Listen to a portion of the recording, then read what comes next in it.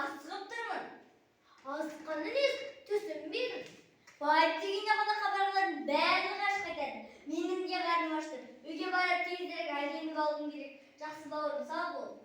Абай маған сый ғана көрсетпей, сарқыт беріп шығарып салатын болды.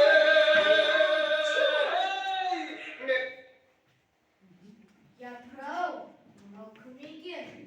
Білмеймін, жүр көріп келейік. Ал жануарым, сәл тез бол. Ассалаумағалейкум, бәйке. Амансың ба қонағымыз? Кел үйге кір. Кірсе кірейін. Су ішесің бе, әлде шай ішесің бе? Шайды жеймін, етті жеймін, не бар соны жеймін. Ана, ұзақ жолдан қарным ашты. Барып неде тамақ ішейін. Бісміллә, бастайық. Қағаздардан жазуға қандай дамыз? Ой, кетер енді. Денсаулыққа зиян ғой. Дұрыс айтасыз. Сізге ашу керек, маған көміруге бола береді. Өйткені сізде артық салмақ бар, менде жоқ. Сіз ауырып қаласыз ғой, ал мен ауырмаймын. Сізге ауырып қалуға болмайды ғой, бәйке. Мен жей берейін. Не дейді? Білмеймін, қояды. Болды, көбейтпеме, күтіп болып кетесіз. Мұнымыз не? Сен ғана жей бересің бе? Бұл қалу керек қой. Бізде жей. Қазақтардың дәстүрінде қонақтың алдында тұрған тамақты ала ма? Бұл не масқара? Ой, мейлі қойшы, бұл сен ғана жеуге арналған тамақ емес. Оны бізде жеуіміз керек. Мейлі. Тамақтарыңыз қандай дәмді еді? Мен сіздермен бірге кешке шай ішермін. Жоқ, біз кешке тамақ ішпейміз. Онда мен сіздермен бірге ертең жақсылап тұрып шай ішпесем, неше түрлі тамақтар болса, қатып кетер еді. Я, ол жағын уайымдама. Өзім дастарханды гүлдендіріп жасаймын ғой. Анау! Ұзақ жолға келу кімге оңай дейсіздер? Мен анау ұзақ жолға келіп шаршадым. Біраз тынығып алайын. Мызғиын. Я, мейлі. Жүр бәйбіше. Болды бәйбіше. Енді не істейміз? Білмеймін, ол кеткенше күте тұрайық. Ол ұйықтап жатқанда біз сәкіге барып тамақ ішіп келейік. Мейлі, онда күте тұр.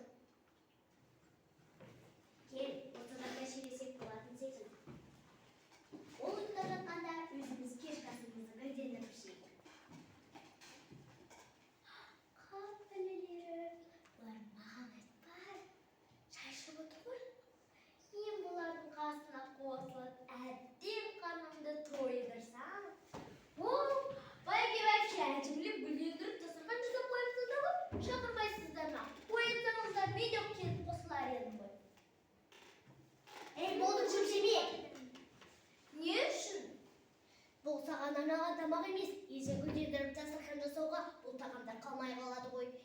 Енді қандай тамақ жасап берем ертең? Мейлі. Бүгін менің қарным жақсылап тойды. Мен ертең әдемілеп, мен ертең неше түрлі тамақтар жеуім керек қой. Мен анау ұзақ жолға келіп шаршадым. Түн ортасы болған секілді. Ұйықтайық. Я, онда ұйықтасақ ұйықтайық, кеш батқан секілді. Бәйбіше, ұйықтап жатсың ба? Жоқ, ұйықтай алмай жатырмын. Қарным ашты ғой. Мейлі, онда мен саған аз да болсын ас бөлмесінен тағам алып келейін. Қап бәлелер.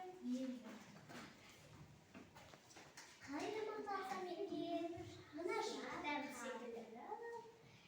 Сағытпен шартап өлген. Ұры!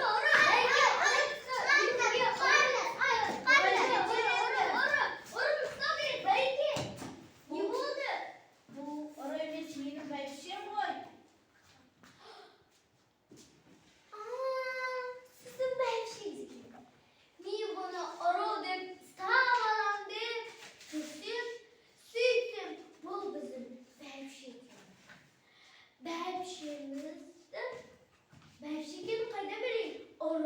жар салып сізді түн ортасында оятпас едім ғой. Шұжық қайда? Мен оны жеп қойдым. Бұл ұры түссе бүгін түнде, бүгін ұры түссе шұжығымыз ұрыға қор болмасын деп мен жеп қойдым. Қайда ешкімге қор болған жоқ. Менің де қарным тойды. Ай, аяғым.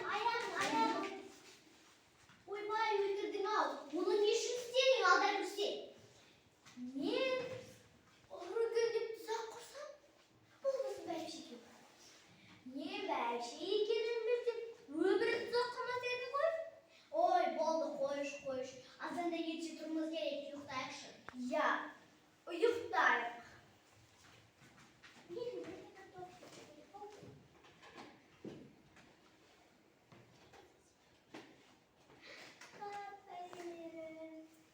Оларды қатырмасам, бағана тұзаққа түсірдім. Енді барлық тағамды жеп қойдым.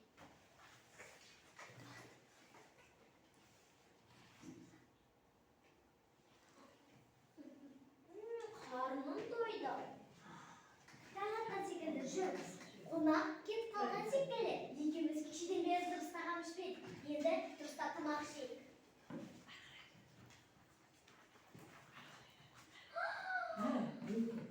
Мынаның бәрін кім жеген? Мен жедім бәйбіше бәйбіше. Не үшін жедің? Бұл біздің сақтап жүрген тамағымыз. Мен қайдан білейін? Бүгін түнде ұры түсіп